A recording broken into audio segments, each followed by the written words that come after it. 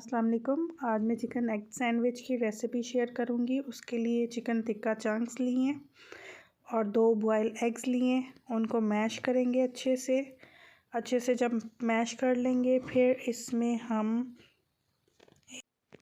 Chicken tikka chunks को add करेंगे। 3 से 4 चम्मच मायो को ऐड करके अच्छे से मिक्स कर लेंगे। जब अच्छे से मिक्स करेंगे फिर इसमें 2 चम्मच चिली गार्लिक सॉस ऐड करके मिक्स करेंगे और स्लाइसेस लेंगे 2। उसमें जो मिक्सचर रेडी किया है वो लगा के तो कट कर लेंगे। ये सैंडविच बहुत टेस्टी और यमी बनता है। ये आप नाश्ते में भी सर्व कर सकते हैं, अपने बच्चों को टिफ़िन में भी दे सकते हैं।